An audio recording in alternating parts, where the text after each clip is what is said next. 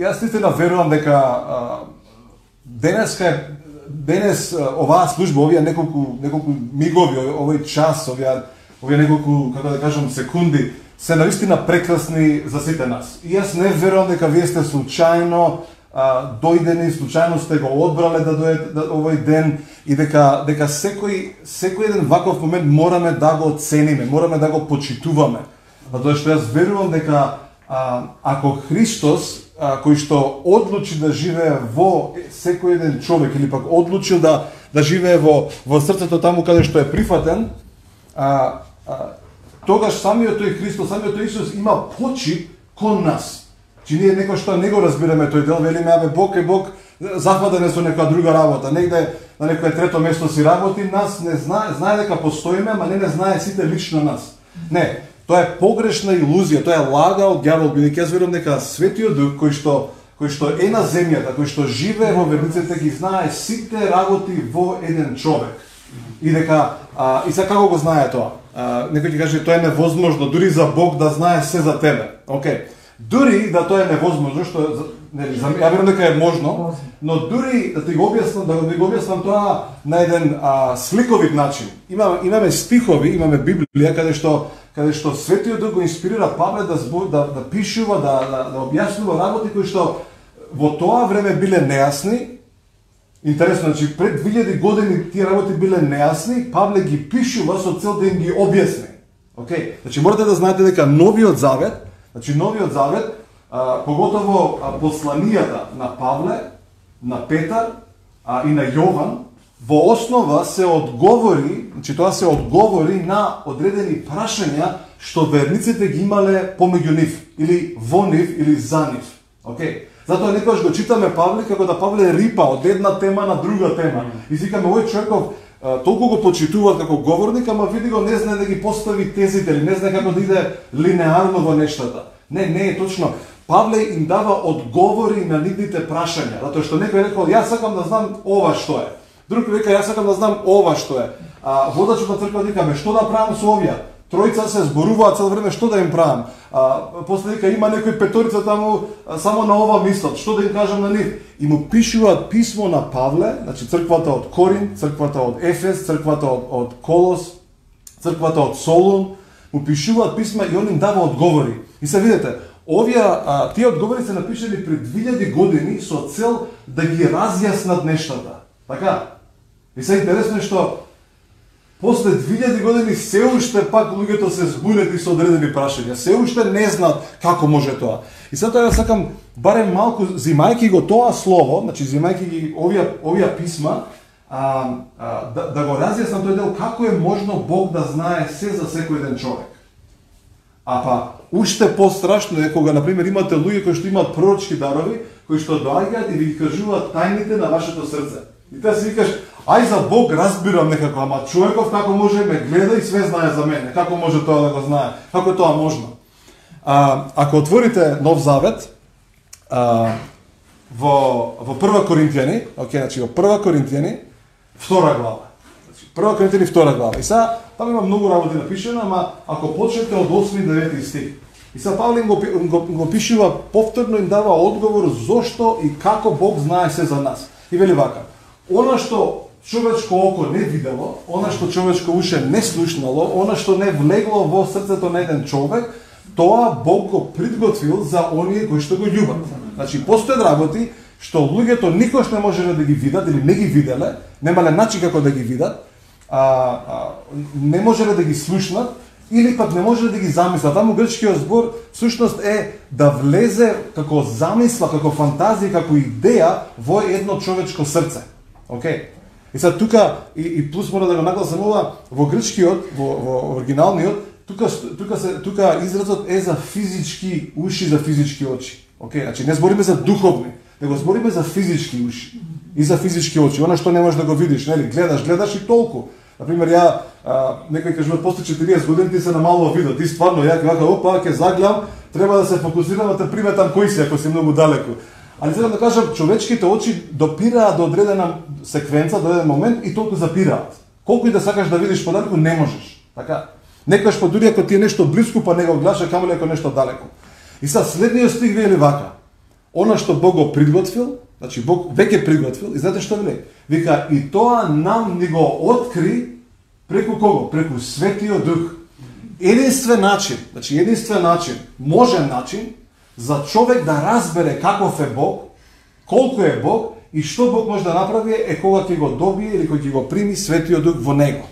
До тогаш, до пред тоа, значи вие можете да се утепате, да се измачите, да се изнамачите од зборување, од објаснување. Јас се сеќавам, јас бе спасен можеби 3 дена, значи од еден, како да кажам, од еден тежок човек, од еден алкохоличар, од еден агресивен човек, од еден металец, со долга коса, со све, и одеднаш Христос ме пресретнува и ми го менува целиот живот. Океј, значи, мојот живот е сменет. И сега ја во таа еуфорија е добар збор, тој грчки збор за огромно количество на радост која што не можеш да сопреш, така. Во таа еуфорија, во тој ентузијазам, во тоа движење, едноставно сите луѓе сакам да им зборам за Господ, заштото што тоа е најубавото нешто. Јас се сеќавам, и мајка ми се сеќава. Ја се вратив после служба, мислам дека навечер имавме служба од негде 7:30 до кај 9:30, 10. Јас се вратив дома, тога живеев со моите, се вратив негде нека 11. Значи 11 навечер и не можам да сопрам, морам да објаснам. И на мајка ми викам, слушај, седи тука до мене, ти објаснам што се случува со мене. Значи ја 3 часа, знаете што е 3 часа? Ама зборам, објаснам. Знаете колку све што знаев објаснам, за 3 дена христијанин све што знаев објаснам. И знаете што каже мајка ми на крај? Леле синко, веќе пена имаш на устата од зборање. Значи она ме сожалуваше мене, бидејќи на нејзе толку и беше, како да кажам, она ме слуша, ама бидејќи го нема духот во нејзе, бидејќи Светиот Дух не е во тој момент не бил во нејзе, се што ја зборувам едноставно или иде околу нејзе, или иде над нејзе, или некаде се шета, ама не може да биде разбрано, бидејќи човек кој што го нема Светиот Дух не може да разбере, не може да го разбере Господ. Едноставно не може, не е можно за човек.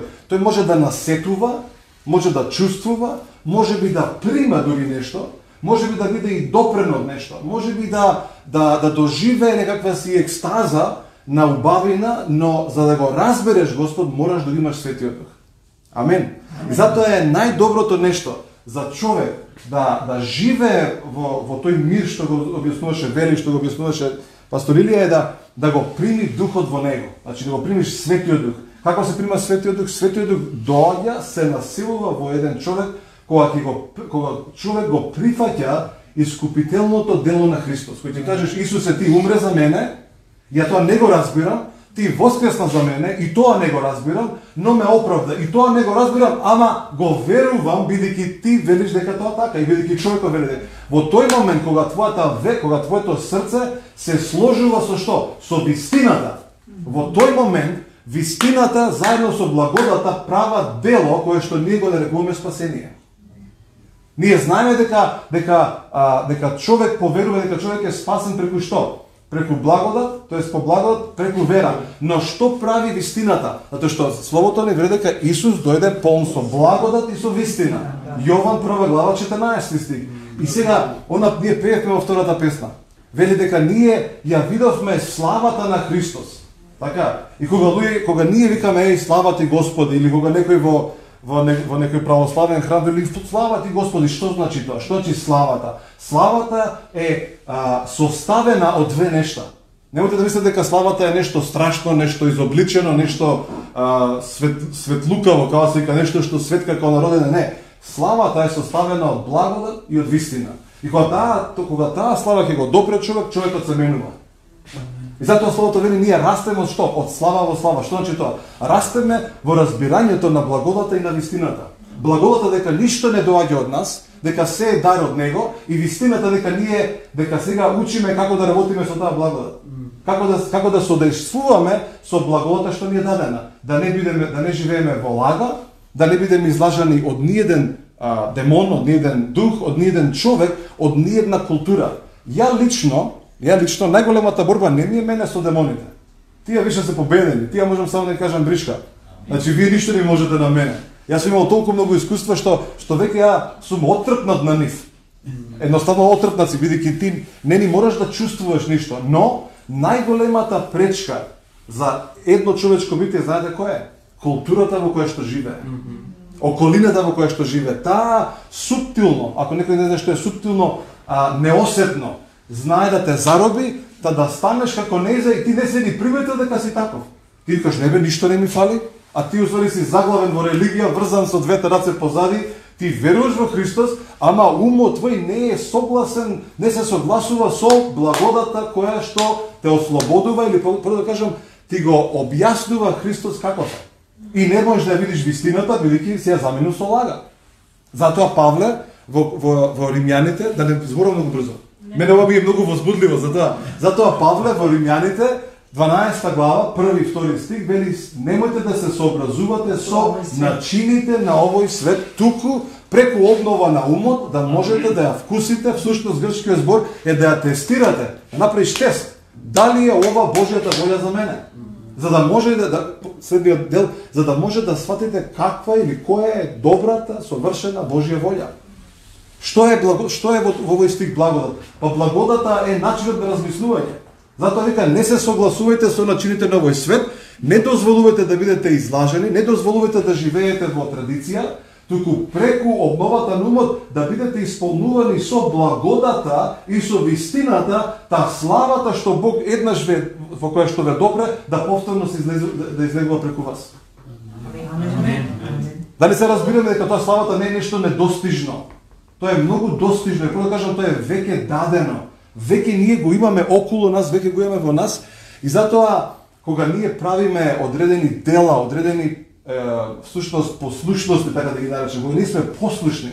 Всушност, денеска сакам да зборам за послушност. И морав малку да ви дадам малку основа.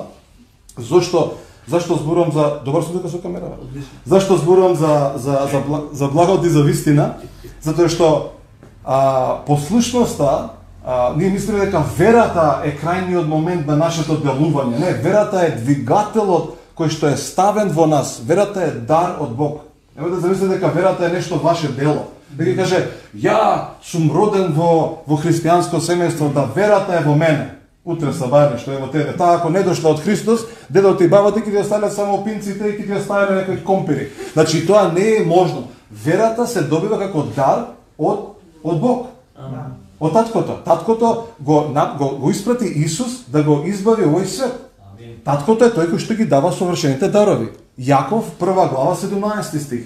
Мора малку да читаме Словото за да разбереме. Јаков 1:17. Секој добар и совршен дар доаѓа од дозгора, од таткото на светлините, во кој што нема сенка на промена. Грчкиот збор за сенка на промена користи астрономски изрази или пак од астрологијата, затоа што они знаат дека сенка постои, но во Бог не постои сенка или не постои пример на кој што ние можеме да најдеме некогаш некаде било каде и да кажеме Бог сгреши. Затоа што Бог ниту се менува, ниту греши. И се што дава е добро и совршено. И затоа дарот на верата или верата што ни е дадена, таа е двигателот. Благодата е основата во која што стоиме, Римјани 5 глава 2 стих, сега преку вера ние стоиме цврсто во што? Во благодата. Всушност, вториот стих ни зборува, првиот стих ни вели дека Римјани 5 глава 1 стих вика и сега кога сме оправдани пред Бога. Значи сега кога сме оправдани пред Бога, што имаме? Што имаме со него? Имаме мир со него. Значи, за да разбереш дека имаш мир ти и Бог, мораш да разбереш дека си оправдан. За да разбереш дека си оправдан, треба да знаеш, треба Светиот Дух да дојде во тебе. Ние можеме да се изнатрошиме од енергија, да му зборуваме на еден човек или да објаснуваме работи. Но ако тој го нема Светиот Дух, ти не можеш да му објаснуваш духовни работи. Всушност, духовните работи, ако сватите назад во 1 Коринтијани 2 глава, вели дека духовните работи се објаснуваат единствено со духовни зборови. Не можеш ти со обични зборови да објаснуваш. Освен ако не си евангелизатор. Ти што сакаш збори, тој човек ќе се спаси. Значи, такви се евангелизаторите. Значи, евангелизатор доаѓа, тој збори нешто за зелки, за моркови, за сокови и човекот се спасил. И си кажеш како ме се спаси, што се спаси? Па не знам, додека зборуваше човекот, дојде пресведочување се спаси. Значи тоа е тој дар што еден евангелизатор го има, тој што сака нека збори. Ја на пример сум од тој пророчки оддел. Ја на пример ја можам да зборам за фудбал, за коли, луѓево Господ ќе ми зборува. И секад како бе така го направи, не знам како, ја отворив уста, нешто си зборам, тресам нешто. Нешто зборам, Господ им зборува на луѓето. На еден човек сега кога бев во Холандија, почнам да му пророкувам, велам, гледам огин околу твоите нозе и му зборам, јас сега мислам во мене дека ја му пророкувам за дека е проповедник, затоа што нели вика блажени се нозете на оние кои што ја носат добрата вест. Океј. И сега ја во мојот ум, во моето битие, во моето разбирање му зборам за неговите нозе, викам блажени се твоите нозе. После му зборам, ми доаѓа човекот после служба вика, додека ми збореше, вика Господ ми го допре коленото ми исцели. Ја викам сварно. Значи ја нешто си зборам, си перам по мое, ама Бог го прави неговото дело. Така да, кога ги носиме тие дарови, ние делуваме, тој Светиот Дух делува, затоа што тој ни ги дал за општо добро. 1 Коринтини 12 глава 8-9 стих вика дека сите овие дарови се за општо добро. И што повеќе ги користиме, толку повеќе луѓето биваат благословени. Сега, за да ги користиме, или пак за да ги можеме да ги кажуваме овие стории, а верувате дека имам, ќе кажам ова на еден многу, смел начин, најверојатно имам милијадници стории кои што можам да ви кажам. Јас сеќавам веднаш 4 часа кажував само стории, само приказни, само настани од пророчкото. 4 сати, а може уште 8, може уште 10. И сега ви кажа, леле Зоран, па ти издаси вака со Господ, многу си близок. Не, и ти си близок со Господ. Значи, ако го имаш Христос во тебе, ако Светиот Дух во тебе, ти си вака со Господ. Сушност вака си. Не вака, зашто вака е триење, него вака си. Вака си врзан. Еве за камерата, вака си врзан и нема мрдање. И ако сакаш да се отпуштиш, нема отпуштање. Значи ти да сакаш да влечеш, Бог не те пушта. Затоа што вика, никој нема да те извлече од мојата рака. Никој. Значи ништо, ни началства, ни иднината, ништо не може да те извлече од неговата рака, од неговата љубов. Никој. Значи ти колку и да влечеш, не те пушта он. Значи ти ако ти влечеш, он не те пушта. Така да еве ви доказ дека нели тоа спасението, верувате, не се губи туку така. Значи тоа не се клучеви па да ги изгубиш негде, клучеви од кола или од па да ги изгубиш, го изгубиш спасението. Кај го изгуби? Па не знам, таму на паркингот. Значи немојте да се играте со такви работи. Тоа спасението не е наша измислица. Ние не го измисливме спасението, ниту го направивме. Ниту пак знаеме како функционира, единствено ги разбираме кога ќе бидеме внесени во него. И тогаш, дури и тогаш, мнозина христијани не го разбираат тој дел. Сега ќе ви објаснам што се случува со многу христијани, бидејќи не го разбираат тој дел. Знаете како, што прават? Доаѓаат пред вратата што се вика Христос, нели Исус вика јас сум вратата. Единствено можеш да влезеш преку мене. Okay. И сега доаѓаат кај вратата Исус, некој ги донат, некој ги влече, а некој души ги влече. Ајде бе доаѓа се спасиш. И тој не сакам, бе доаѓа ваму, ајде ке ти степам. Некој со арно ги носаат, некој нели, се шегуваме, не тебам никога. 25 години сум тепал некој. За другите пред тоа не знам што да кажам. И сега доаѓаме пред таа врата што се вика Христос. И го внесуваме човекот или самите ние сме веќе внатре. И сега ние влегуваме во таа врата што се вика Христос. И сега ние сме влезени во Божјото царство. Така, кога поверувавме во Исус. Веќе влегуваме во тоа царство. Ја гледаме вратата и влегуваме низ неја. Јован 3 глава. Океј, Јован 3 глава Никодемус разговара со Исус и му вели како да се спасам. Како е тоа можно? Што е да се наново родам? Вика на Исус. Да, и сега, видите, само да го објаснам, за евреите терминот наново раѓање не бил непознат термин. Значи тоа за некој наш човек, што значи тоа, што е да се наново родам, а тоа што они имале 6 термини или 6 изрази за наново раѓање. Разбирате? Значи они веќе го користира тој израз, не било тоа нешто ново Исус кажува, него Никодемус не можел да разбере што е тоа што е над ова мојаво, бидејќи Никодемус бил фарисеј над фарисеите, што било највисокиот врв на наново раѓање. Они имале 6 етапи. Кога се раѓаш, кога си тинеџер, значи да не ви ги објаснам те, друг пат ќе ви објаснам. И само вика како бе да се наново родам, што значи да умрам или пак да се вратам во утробата на мајка ми, повторно да излезам, бидејќи тие што ги имаше ги исполнив. Сега сум фарисеј над фарисеите. Исус вика не. Ако не се родиш од озгора, не можеш да го видиш Божјото царство. Јован 3 глава 3 стих. Не можеш да видиш, значи што зборевме преска, не можеш да гледаш. Не го гледаш Божјото царство. Ти ја можеш да кажам, еве го тука, и ти кажа, Ти џабе ми покажеш, ја не го гледам. Дали го разбираме тој дел? Луѓето не го гледаат, дека не го прифатат, дека не се родат озгора. И потоа Исус му вика во 5 стих, вели, и ако не се родиш од дух и од вода, не можеш да влезеш во Божјото царство. 2 етапи, гледање и влегување. Не можеш да влезеш низ врата која што не ја гледаш. Ти одиш од зид. Ти идеш неки, ќе се нуркаш, што вика, како пијаки идеш, ама кај е вратата, еве, а тука да кажеш, ти идеш лево. Додека не ја видиш вратата, не можеш да влезеш.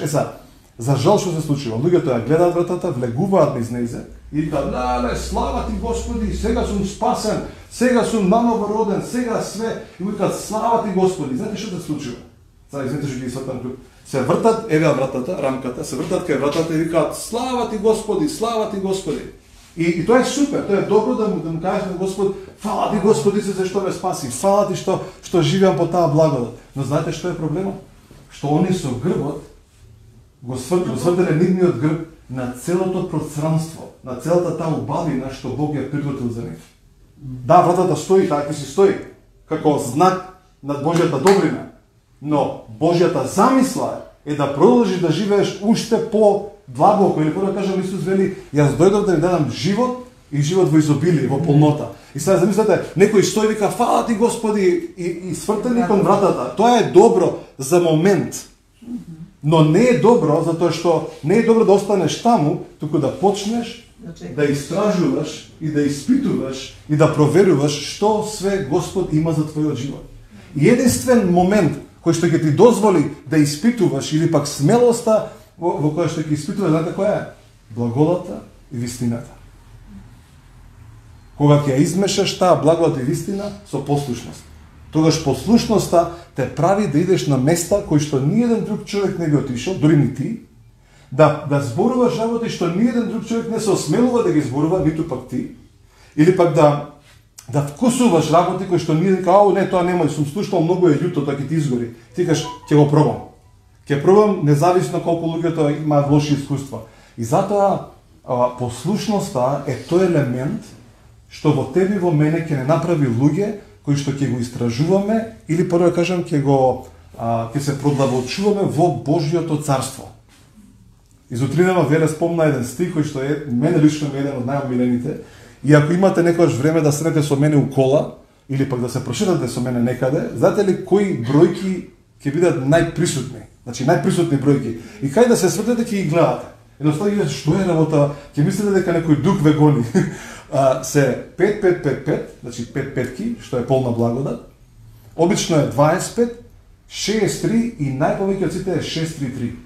Зошто? Бидејќи ја знам дека Матеј 6:33 вели: "Најпрво барајте го Божјото царство и неговата праведност, и се во друго ќе ви се предодаде." Сега, бидејќи ние не можеме да го правиме тоа во таа целина, не можеме, бидејќи тоа веќе е направено. Така, царството сега живее во нас. Нема кај да го бараме. Она што нас ни останува е да го истражуваме, да ги истражуваме длабочините, височините, широчините и длабочините на Божјото царство. Амин. Така, тоа нас ни останува. Нас не ни останува да се занимаваме со политиките на овој свет. Иако некојаш можеби светот ќе те стави во таа политика, да бидеш политичар. Јас ќе кажам еден пример. Сега додека бев на една служба во Холандија и беше отворена служба, значи мислите, ја не знам никого таму. Океј, не знам никого. Го знаев само еден од луѓето што ме донесе таму. И седам на службата и одеднаш го слушам духот ватре во мене, ми дава едно име. Значи, име, викам, имево звучи холандски, ќе го кажам, да не го утнам. И велам, кој има тука што се вика Питер? Океј. И од тие 200 луѓе стана еден дечко, вели, јас се викам Питер. Океј. Викам, има ли некој друг? Нема, само тоа е. И му викам вака, се чудите што му зборам на човек кој што прв пат во живот го гледам. И му велам,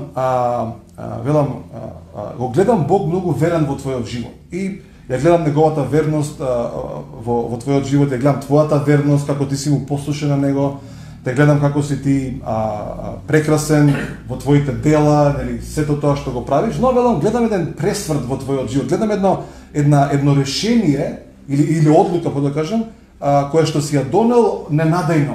И велам, тоа беше добра одлука, прекрасна одлука. И велам, и те гледам тебе како политичар, Те гледам тебе во тие кругови на политичари. Всушност, те гледам во канцеларија, како седиш и како до тебе е градоначалникот и како ти сега разговараш со тој човек. И те гледам понатаму во твојот живот како напредуваш и како се занимаваш со политичари, ако музика во позадина ќе се свири. Те гледам со политичари, како ти се занимаваш со нив и сето тоа. И дури всушност велам причината зашто таа одлука е толку ненадејна, затоа што велам Божите повици и Божите дарови се неотповикливи. И видите што му кажам. Велам, пред 170 години во вашата линија имало човек кој што бил градоначалник на ова место. Или бил тука некаде градоначалник. Значи, пред 170 години, ја бе вратен назад во времето и да му кажам дека некој од прадедо бил на некаква си функција во тоа село или во тој град. И сега истиот тој повик кој што тече низ крвната линија доаѓа пак врз него, за да он биде политичар.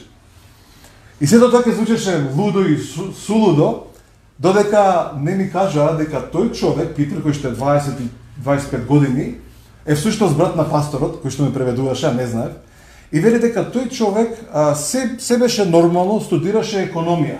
Едноставно си учи за економија човекот и рече пред 2 месеци, одеднаш, од никаде, реши, одлучи, јас идем во политика. И вели, од пред 2 месеци го ставија во општината, каде што е сега во канцеларија, одма до градоначалникот и всушност го повикуваат да биде дел од политиката од овој град. Дали го разбираме тој дел? Сега, не ви каже, и па колку убаво си му кажал на човекот. А оди ти кажи го тоа. Оди ти застане пред човекот, кажи му ги сите овие работи.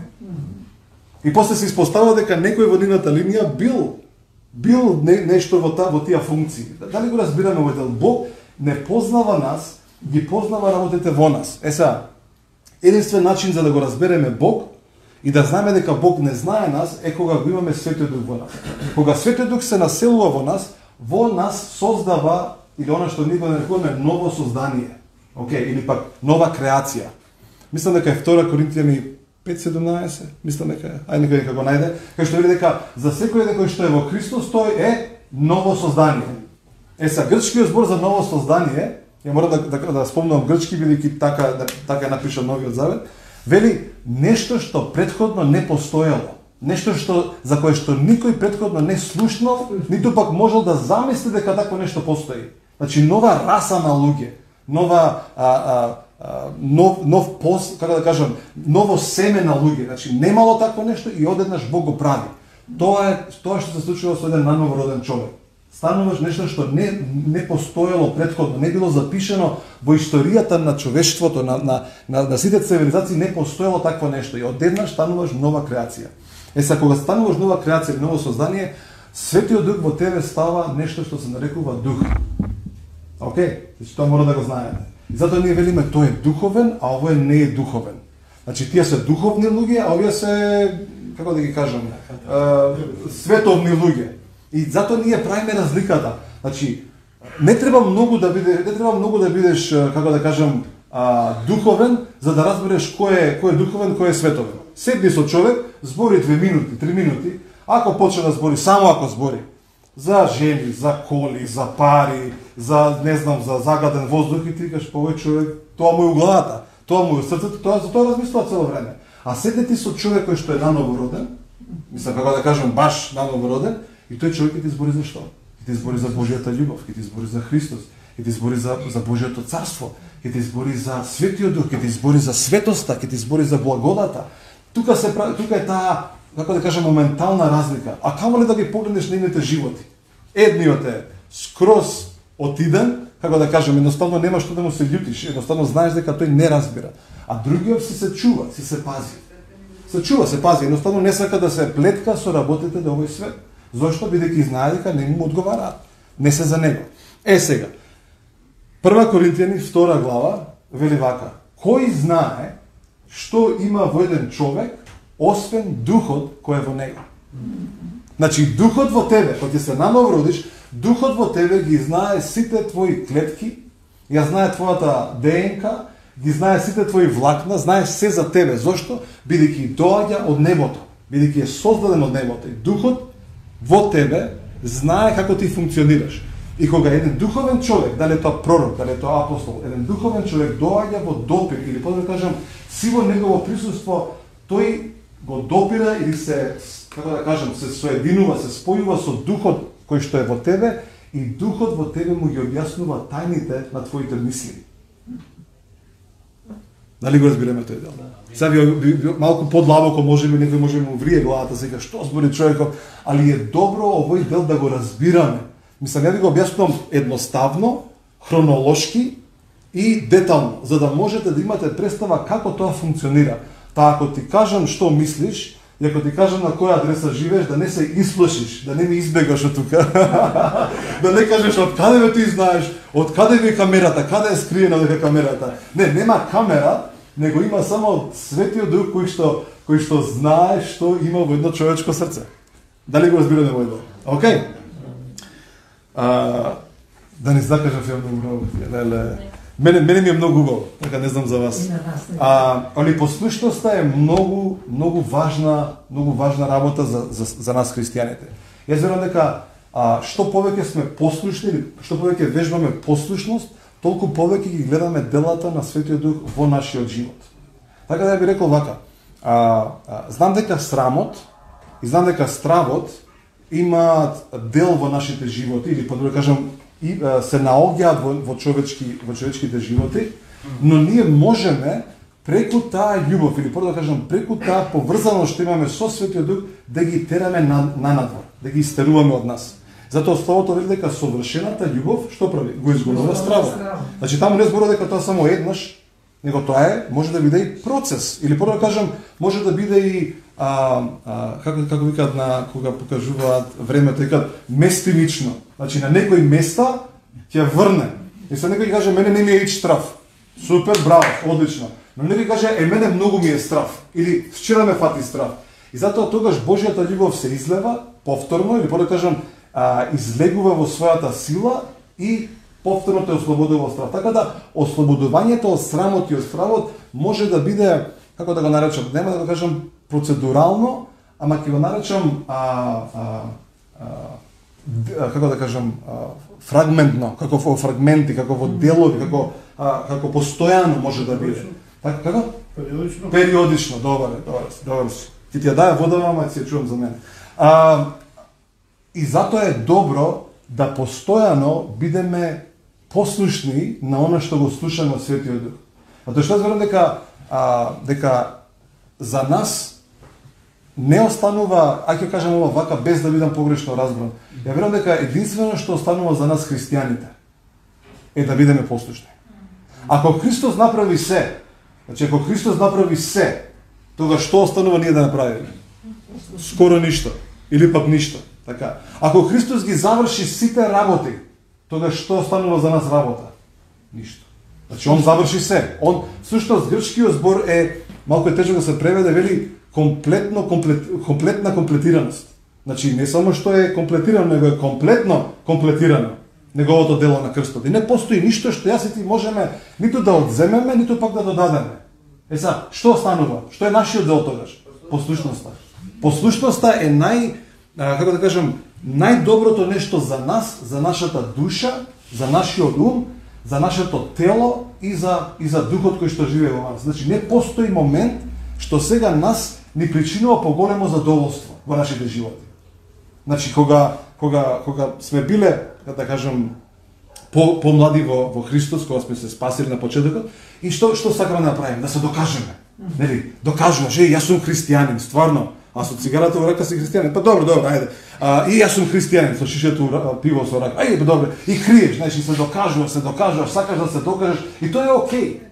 Но постои момент каде што ние растеме во Господ и доаѓаме до момент каде што веќе не се докажуваме, не се обидуваме да се докажеме. Него единствено што ни останува е да бидеме послушни на гласот на Светиот Дух, на водството на Светиот Дух. И веќе ништо нас не што вика, не знам дали е тангира македонски добар збор. Али добро, ништо нас не ни представува поголемо задоволство освен послушноста. Зашто во Римјани 5 глава 19 стих, тоа не е најголемиот пример за нас. Вели, преку непослушноста на еден дојде гревот во светот. Но Преку послушноста на еден, вели мнозина или сите се оправда. Значи ова е најголемата, како да кажем, најголемата основа дека послушноста е всушност делот, го заврши делото на Христос. Крстот, ако Исус не беше послушен, немаше да има крст. Ако немаше крст, немаше да има смрт. Ако немаше смрт, немаше да има избавување од гревови. Ако немаше избавување од гревови, немаше да има, или пак ако немаше умирачка за Исус, немаше, или пак ако немаше воскресение, немаше да има оправдување. Римјани 4:25. Исус отиде на крстот да ги земе нашите гревови, да плати за нашите гревови. Но средниот дел од тој стих воскресна за наше оправдување. И затоа почнува 5 глава 1 стих. И сега, кога сме оправдани и кога имаме мир со Бог, и кога стоиме во таа благодат. И потоа во 5 стих вика и сега имаме и радоста, го имаме и мирот, имаме и верата, имаме и надежта. И вели и сега надежта која што не разочарува. Всушност грчкиот збор тука е не засрамува, не става да бидеме срамежливи. Се сеќавате преска што рекавме дека стравот и срамот се тие две компоненти кои што не спречуваат да бидеме послушни. Но Светиот Дух нашол начин. Како нашол начин? Бидејќи во 5 стих вели и кога го примивме Светиот Дух во нас, Божјата љубов се излеа во нашите срца. Значи сега имаме одговор и за стравот, имаме одговор и за стравот. Значи и стравот се непостојани во нашите животи. Тие не се постојан дел, тие се непостојан дел во нашиот живот и затоа мора да си одат. Постојан дел во нашиот живот се кој? Се мирот, радоста, праведноста, љубовта, надежта, благодата, вистината. Христос. Тие се постојани делови од нашиот живот. Постојана, како да кажам, реалност во нашите животи. А сето друго е минливо. Минливо и менливо. Амен. И затоа ние сме во најдобрата позиција да го, како да кажам, да го живееме тој свет и духовен живот. Значи, ниеден друг човек нема можноста да го искусува тоа што јас и ти го искусуваме. Или по да кажам, тоа што еден нановороден човек може да го искуси. Еден нановороден човек, еден човек кој што го искусил Христос во неговото срце, може да го запознава Бог, може да го вкусува Бог, може да го гледа Бог, може да го слуша Бог, може да обшти со Бог. Ако не знаете што е зборот обшти, е да има заедништво со него, да има дружба со него, да знае дека Бог е со мене. Колку луѓе викаат ја не знам кај е Господ.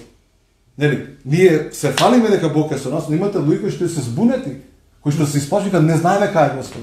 И ти викаш абе, дојди кај мене и ти видиш каде е. Значи ја имам таа смелост да им кажам луѓето, седи со мене пола саат и ќе го запознаеш Господ.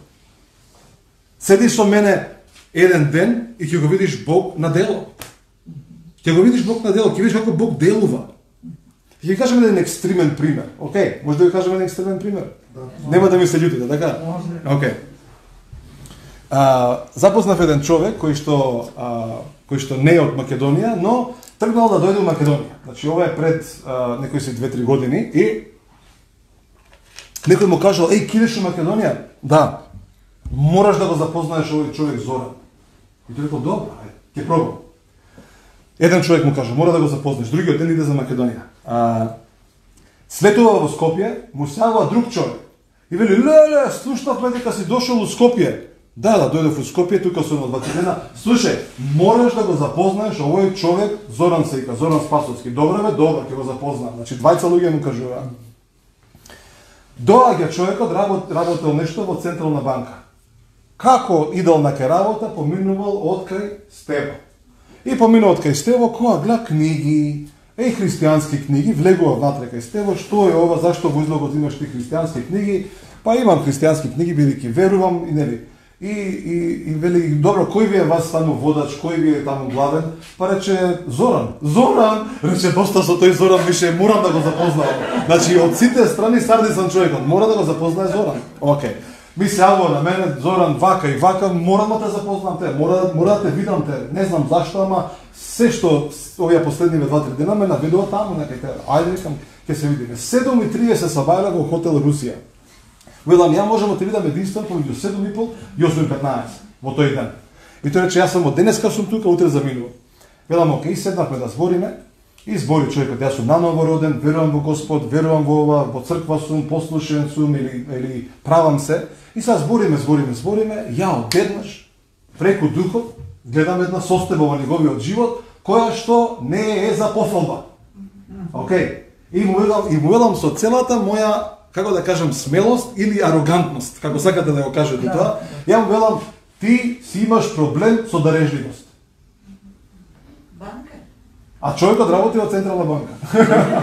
Или си има работа со банка. И сега тој вели вака. Се надевам дека нема да го слушава. И се вели вака. Вели Зоран, јас стварно сакам да дадам. Значи ја немам проблем, сакам да дадам, но доаѓа момент, нешто ме блокира. Едноставно не знам тоа зашто не делува. Некаков си страв, некаков си срам и се блокира. Ја велам вака, слушни ме сега. Кога ти би имал можност, и не сум сигурен како тоа се тоа функционира. Значи немам искусено. Велам, ти кога би бил со мене неколку сати или би го поминал денот, ја ти гарантирам на тебе. Значи не ти кажувам дека тоа е некаде запишено во Библијата, него ја ти гарантирам дека Бог е толку верен што Бог ќе го изврши тоа за мене, за тебе, доколку ти си послушен на тоа што он ти го зборува. Значи твојата послушност гарантира исход. Значи тоа е заповед, или да кажам, овој стих само не дете го, ако го имате некаде, овој е многу добар стих, Ефешени, тие спомна 6 глава, Ефешени 6 глава, од 1 до 3 стих. Значи, овдека пишува вака, вика, деца, бидете им послушни на своите родители. И потоа објаснува за таа послушност и вели, оваа заповед е единствена заповед со ветување. Океј, значи постојат заповеди кои што се едноставно заповед. Вика, мораш да го правиш тоа. Или пак ова е вашата заповед. Јован вели, љубете се еден со друг, тоа е заповед. Павле вели, бидете послушни, исто Колошени 3:20, вика, деца, бидете послушни на своите родители. Како и да е. Но дека вели оваа заповед е со ветување. Океј, значи ако ја извршиш оваа заповед, имаш ветување што? Ќе живееш долго. Океј, како и да е, сврќаме назад сега. Велам вака, ако ти останеш со мене доволно долго, велам ќе го видиш Бог на дело. И тој вели, Зоран, не можам, морам да идам на работа, едноставно морам да идам на работа, а веќе се спремам утре со вајле лета. И значи беше муабетот за дарежливост, океј. Значи, ова ви го кажувам како пример, значи немојте да се љутите, немојте да мислите дека нешто Бог е подобар за мене или за некој друг. Милам вака, ја рекам, ако ја одлучам во моето срце, или ако Господ мене ми зборува, да јас му дадам на некого, да му дадам нека одредена сума на пари, дали тоа се 10 евра, дали се тоа 100 евра, велам, уште вечерва на мојата сметка, Бог ќе ги дуплира тие пари, ќе ги направи да бидат да ме шокира, да ме изненади. Како не ми вика, тој нема шанси такво нешто. Јас сум слушнал дека ако направиш нека послушност, дека можеби после 3 дена, 5 дена, после месец дена или не знам, можеби после долг период, Бог ќе направи нешто. Викам, не, слушни ме. Велам, затоа што јас сум толку уверен во таа Божја провизија, во таа Божја реакција, што ја ти гарантирам дека до вечер дека ова ќе се случи. Сега го примерот. Или е пример. Или е сведок. 8:30 јас сум туку канцеларија. Океј, 8:30. И велам на Илија ми зборуваше, или веќе решивме во нашите срца да ја благословиме една црква со 1000 евра. Океј, и решивме ќе ги даеме. Ја ги ставив парите у плико и мислам дека ти отиде да ги однесеш во еден друг град. Океј. Значи ова е 8:30 на Сабајле. И го кажам ова за да ви покажам колку Бог е реален. Океј. Поминува денот и ја го чекам едно од моите деца да заврши со англиски. Океј, сега е 6:30, мислам дека беше 6:33. 6:30 навечер, се седам ја у колата, ги чекам да завршат час, човек ми пишува порака од надвор и вели, Бог ми зборуваше денеска. И рече, ја не можам со ништо да се спротиставам на ова, едноставно тоа морам да го направам, бидејќи таа послушност ја бара од мене. И вели, ја веќе го направив тоа и веќе пред 10 минути пратив на вашата сметка, на твојата сметка 10.000 евра. Сега слушнете. Јас знаев ова зошто е. Ова не беше пример за мене Бог да ми докажува, него ова беше да му докаже на овој човек дека Бог е толку реален. Не станува збор дали биде тоа 10.000 или 500 или 100.000. Важно е оно што сакаме да го дознаеме, дека Бог е реален во нашите животи. Ја веднаш му пишав порака и му се викам, слушај, ова и ова се случи пред 5 минути. И ова не е за мене. Мене ова не ме фасцинира. Да, јас се радувам на таа сума веќе ја потрошивме, веќе сме ја дали некаде. Ја не се радувам на ова, него се радувам или ме фасцинира тоа што Бог на тебе ти покажува колку е реален во нашите животи. Така да Бог е реален, Бог е реален. И затоа возовам таа послушност прави во нашите животи да ние бидеме толку, дури ја рекол, остроумни во нашите зборови, дури груби во нашите зборови. Каже некој, знаеш, пропаѓа системот. Не, зачитам, не е точно. Не е точно. Не пропаѓа системот. За мене не пропаѓа системот. Бидејќи јас сум се научил да не стојам во основата на системот, туку да стојам во основата на што? На благодат.